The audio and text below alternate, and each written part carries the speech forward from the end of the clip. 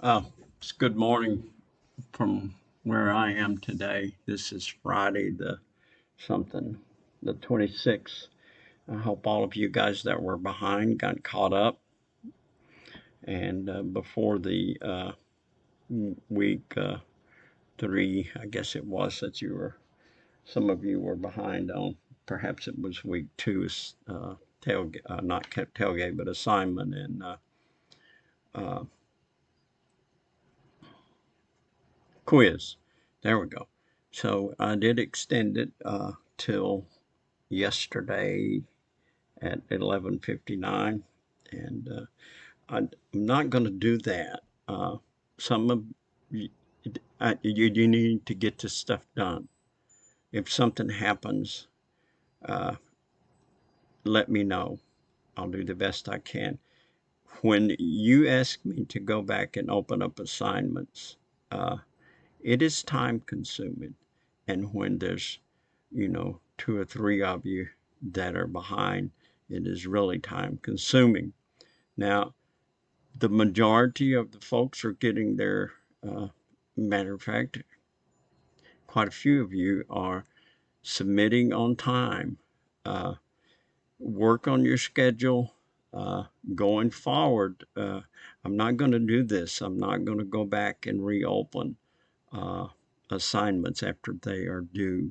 If you see something coming up, let me know ahead of time, and it saves me time. I can get it open for you uh, and things like that. I forget.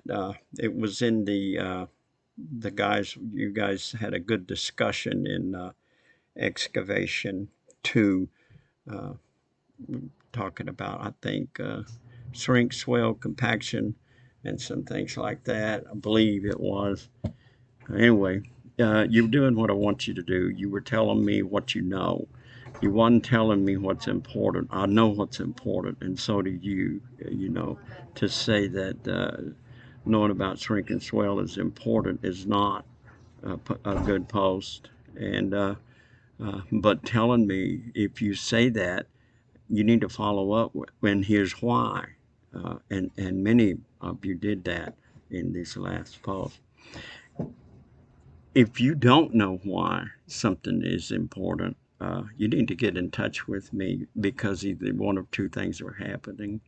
Uh, well, one thing is happening. It's just I'm not getting the information to you in a form that you can understand, or you're not reading the information. I can tell when someone does not read an assignment, the material I suggest that you read. It's just real obvious when you don't read and you start ad-libbing. It really makes me want to shut it down.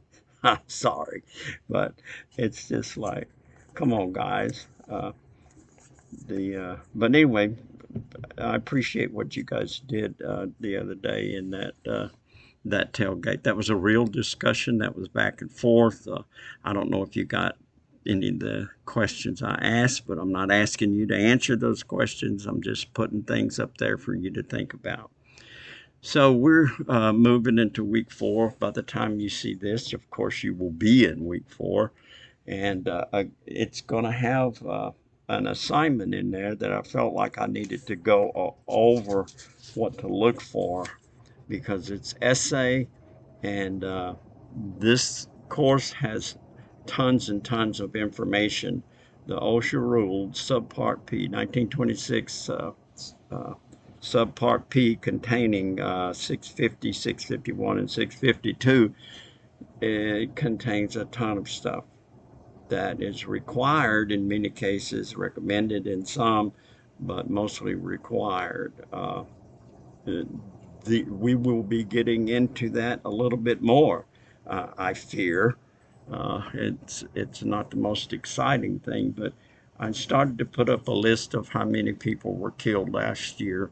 I got a list sent to me with names, age, and I thought, no, we're not going to do that. If you're not serious about this stuff, there's not much I can do to help you. I also tried to convey my feelings about this and put some analogies up, but the tailgate is a preparation of an endeavor that is hazardous. It's just like you guys in the military.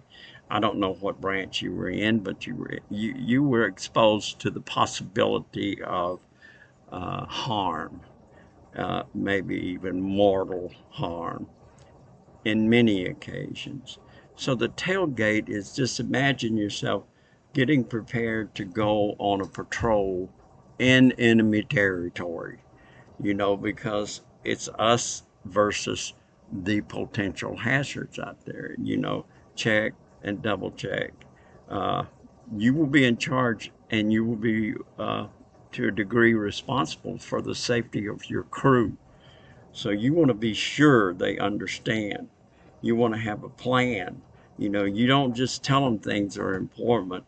And at the end, you can say, are there any questions? But just don't start out, here's what we're going to do today. Do you have any questions? You have the questions, and you pick out individuals to ask those questions. Okay, I'm going to take up too much time here because I wish, we were sitting in a room together so that we could go back and forth with this. And uh, it's just, I have witnessed death on a construction site. Uh, this is the first thing that comes to your mind once you try to resuscitate and it doesn't work, is it finally sinks in that you can't change this. This has happened and there's no turning back. There's a dead guy or gal laying there. And it's an experience you don't want to experience. Trust me. Uh, I'm sure you guys have seen some pretty severe things on work site, but let's be safe and let's have a sense of urgency. Let's think about the term situational awareness. What happens if I walk across this ditch? What could happen if I jump across this ditch? So on and so forth. Okay, so let's get into the week 4 assignment, and that's the the main reason I'm putting up this video. Uh, as you can see, I've got this is the video page that I'm wiggling around on, and it says the following video will go over needed information to complete the week 4 assignment. Not needed information to do some work, but just I'm going to tell you some things to look for to complete that assignment, because there's a million words in these rules. The assignment is an essay test, and the reason for that, I like essay tests because it really tells me what and there's not very much luck involved.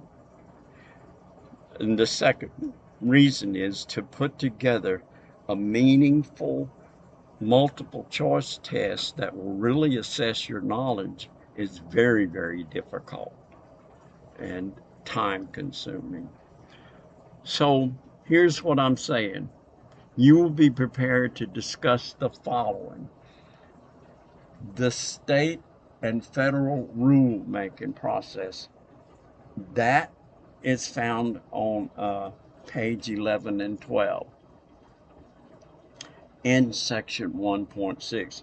Now, page 11 and 12 kind of part may be on 11, part may be on 12, but it talks about what state governments do. They enact laws through a regulatory process, and they also make change or nullify a rule that the procedure is to study. Now I'm just pulling out some sentences that I see, and I'll get to those for real in a minute. The second thing is to define the minimum components of an effective safety package. What is a safety package? That's a safety plan. That's a safety program.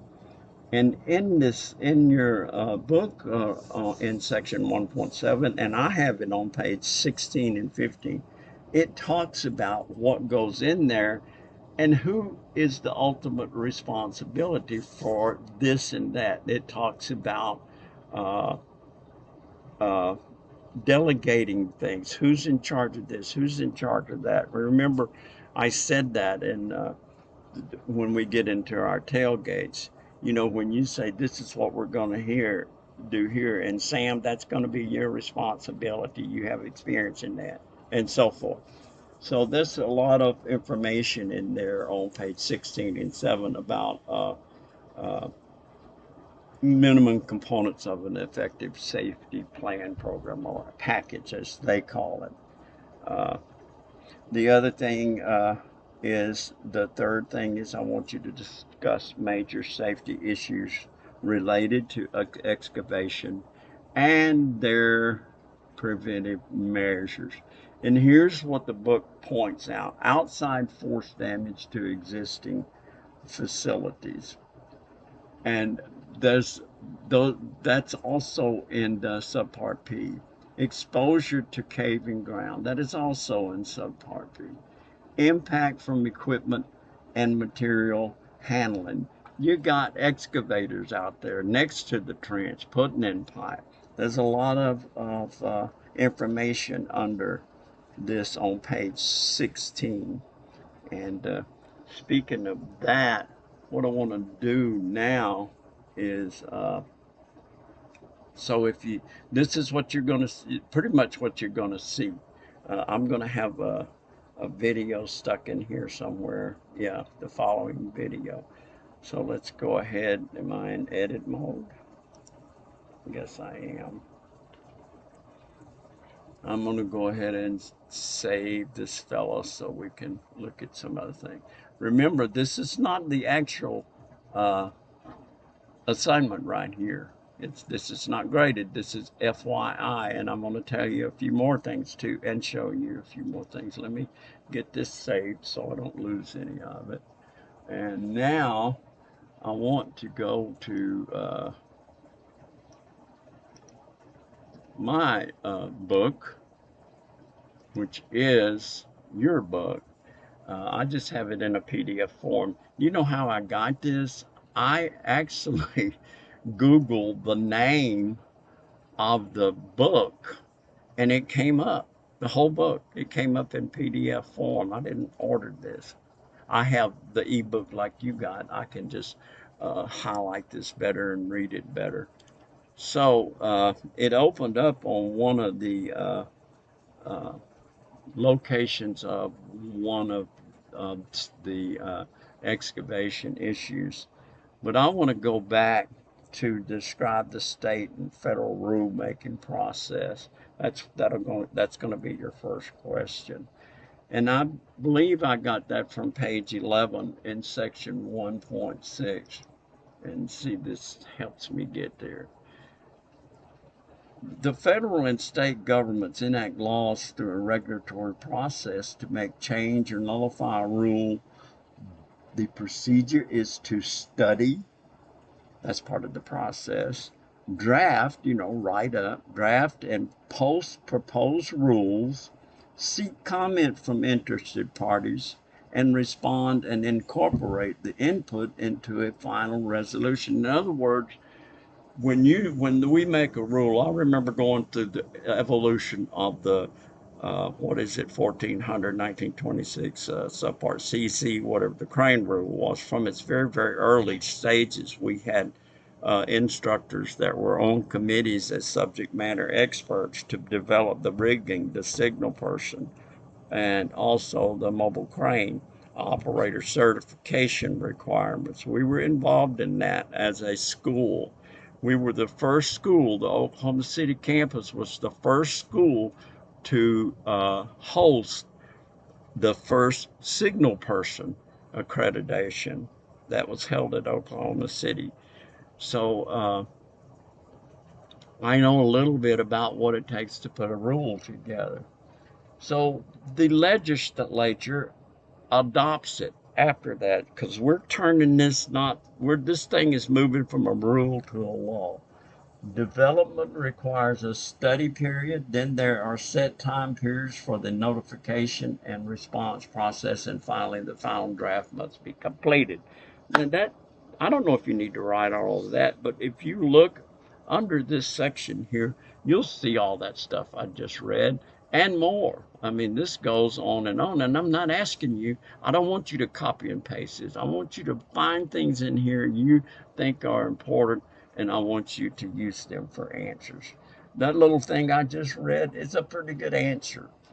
And I think it just uh, covered a little bit right in here, I think. And just put that in your own words. Okay, the next thing I'm asking you is the minimum components of an effective safety package. And I believe this is right here. Yes. It's on page, as you see in mine, 15 and 16. And it's the beginning of section 1.7. The question is define the minimum components of an effective safety package. This is what they say right here. It like it's got things in it like, what does it take from these guys? I ad-libbed a little bit. It takes commitment. It takes rules. It takes a training and education process, and it requires a design for safe construction. It needs to have soil information. It needs to have allocation of time and money for each of these things. How much time are we going to offer it? You just can't say, let's get together and put this is done, this package program or tailgate. Doesn't matter. A tailgate would not be this encompassing. A tailgate would be singling out everything. These guys should be educated and trained, but you might go over some of the stuff they're educated and trained on. Commitments, rules, education. Who's responsible? Contractor, worker, design for safe construction, soils information. What about the surrounding hazards that we just got through talking about? You're going to have an engineer. You have a project owner who owns this thing. And then again, it goes over allocation of time and money. And whose responsibility is that? The contractor and the owner. What about your experience? Hazard awareness, I called it situational awareness. They're close to the same. Uh, then it just talks about job site safety and who's responsible for that, the contractor, the worker, excavation safety planning, and so forth. So take from this, don't copy it. Here's where I got, like this is contractor worker. See where my little cursor, and you can move things around. But the last thing I want you to talk about is some major excavation safety issues, and in particular, I'm on page 16, as you can say, of my book, and I believe I'm in. I don't have the section. I'm probably still in 1.7, so it's just a little page down. The nature of excavation work is different from other types of construction. Besides the obvious issues associated with soil and water, holes in the ground create access and confinement problems, so we get down to confined spaces, hazardous atmosphere, uh, equipment and material handling. We'll go through all of those things, and you can find some of that in here. Outside force damage to existing facilities, it talks about that. The exposure to caving ground, we have gone over that, and we will go over that some more. You know, Soil types, all of that stuff. The impact from equipment and material handling. These guys, again, like I said earlier, are picking up pipe. Sometimes we're talking about 24-inch to 36-inch diameter reinforced concrete pipe. That is a heavy, heavy load. And when it swings one way or the other, there's no stopping it by human.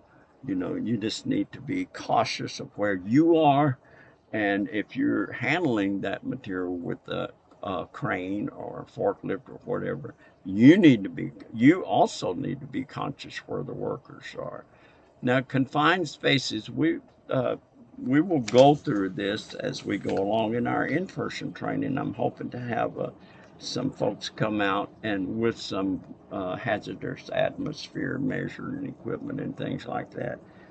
And also, we're going to be installing some shoring in our in-person, if all goes well.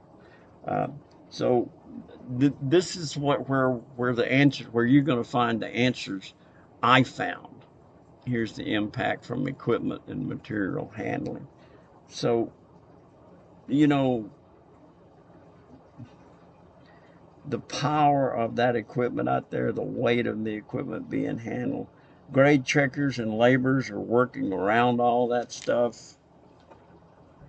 Needs to be a lot of communication. So give me not a 10,000 word answer, but pick out the important things as you see them and see if you can organize your presentation or your post or your answer in a way that's understandable. You know, get it all written out. Think about it. What did I say? Know what you're going to say, and then go ahead and say it and take a look at it, see if it looks good, and take the time to change it. I'm going to keep emphasize and emphasize.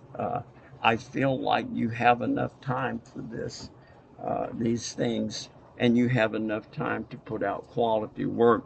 And I also emphasize the fact that you have the ability to put out quality work, as from what I've seen. So I want to see that.